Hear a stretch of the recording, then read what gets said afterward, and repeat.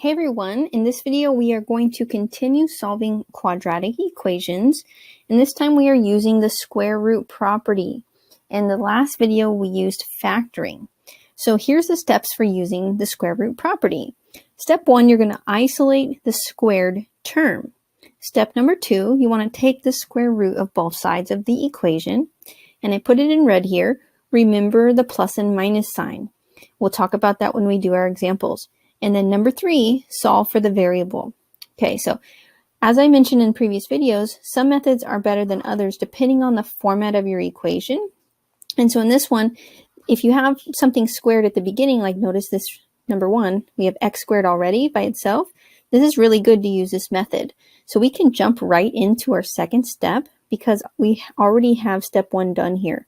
We have the isolated squared term. X squared is by itself.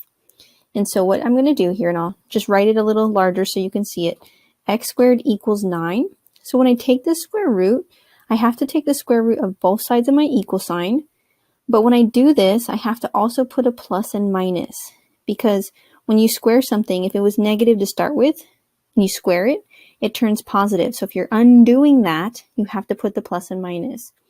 And so we have on the left just x, because we just undid the squaring. And then on the right, plus and minus, well, what squared makes 9? We get 3. And that's our answer. It's actually 2 separate answers. If you want, you can write it as negative 3, comma 3, or you can just leave it as plus and minus 3. Let's try the next one. So this one, our squared term is also already by itself. So we're going to jump right into taking the square root of both sides. I'm just going to rewrite it here so that you can put the plus and minus on your square root. So square root the left side, plus and minus, square root the right side with the number. And then we have the square root undoing the square, so x plus 1 on the left. On the right side, it happens to be plus and minus 3 again. Now, this time we have to do a little more work. We have to solve for x, but notice what you have. You have 2 cases, plus 3 and minus 3. So I highly recommend that you split this up into 2. So we have a positive 3 case and a minus 3 case. So I have x plus 1 equals positive 3, and then I have x plus 1 equals negative 3. And then I solve both. So if I subtract 1 from my first equation, x equals 2. If I subtract 1 from my second equation, x is negative 4. And those are the answers. Now, let me just show you real quickly. If you wanted to keep it combined instead of separated like I did, you could go like this. So let me just rewrite it real quick. X plus 1 equals plus and minus 3. What I would do, if you do want to keep it together, put it in the front. So minus 1 in the front, and then it would look like this. X equals negative 1 plus and minus 3.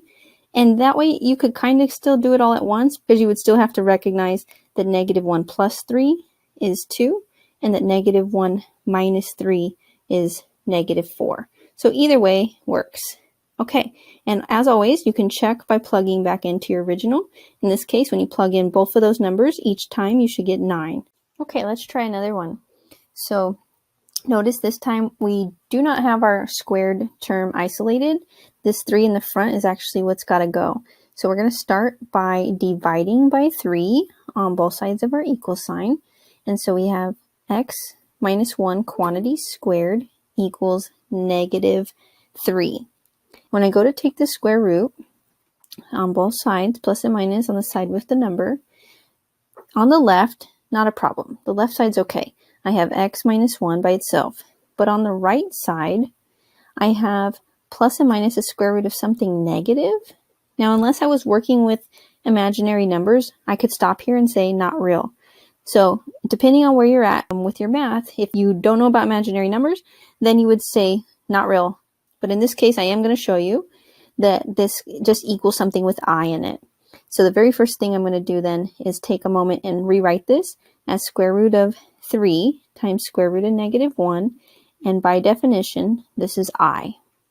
So what we have then is x minus 1 equals plus and minus I square root 3. I'm just putting the I in the front so I don't accidentally think it's underneath the square root. with the 3. And then I'm going to subtract, or actually add 1 to both sides. And this time I don't really need to separate, and I'll show you why. So we have x equals 1 plus and minus I square root 3. This is a perfectly fine version of this answer because this has a real part and our imaginary part. And so you just have two answers, one with a plus sign and one with a minus sign, but you can't combine the terms because one of the terms is real, the other one's imaginary. So this would be our final answer on that one. Then our last one here, we saw this one in the last 2 videos.